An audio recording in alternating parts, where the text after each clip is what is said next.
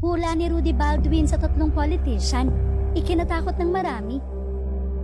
Nagbigay takot at pangamba ang naging hula na ito ni Rudy Baldwin tungkol sa ilang politician na kilalang kilala sa bansa. Posible nga bang konektado ito sa kasalukuyang issue ng ating bansa? Ang hulang ito'y hindi biro at tila buhay ang kapalit at detalyado niyang ikwinento kung ano-anong mangyayari sa 3 ito. Labis ngang ikinatakot ng sambayan ng Pilipino ang ibinahagi ni Rudy Baldwin na vision niya sa social media. September 10, 2025, Pilipinas Vision. May nakita akong 3 politicians. Kilala ang mga ito sa buong Pilipinas at ng mga OFW.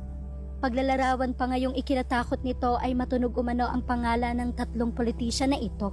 Wala ngang patumpik-tumpik pa si Rudy at sinabi niya na masasawi umano ang 3 ito.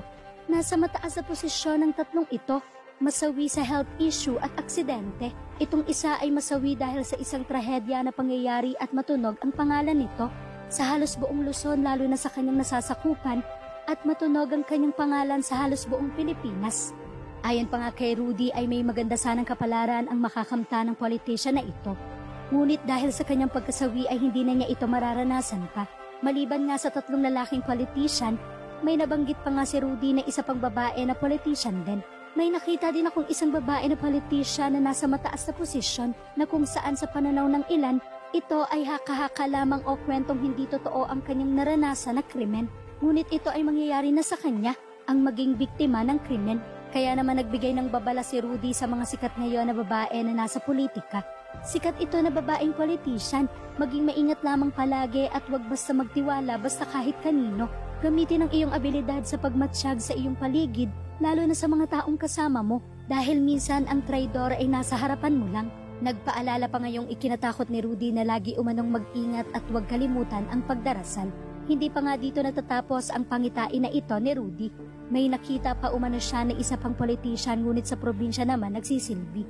May isang politician din akong nakita na taga-probinsya at kilala din dito sa Luzon ang kanyang pangalan dahil naging laman din ito ng balita ang kanyang pangalan ang masawi sa isang trahedya. Ayon pa kay Rudy ay may health issue na umano ito kaya talagang hindi na niya kinaya dahil sa trahedyang sinapit niya.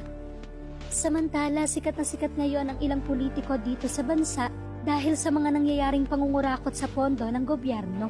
Sa vision nga na ito ni Rudy ay wala naman siyang binanggit kung sino-sino ang mga politician na ito. Komento naman ng madla. Politician? Alam na dis, kung yan ang paraan ng Diyos kung paano supili ng mga kurakot, ipapaubayan na lang natin sa Diyos. Kung minsan if di kaya ayusin ng tao, ang Diyos na mismo ang gumagawa ng paraan. Si Tambaloslos at si Dracula na sana yan. Kung yung 3 buwaya, okay lang.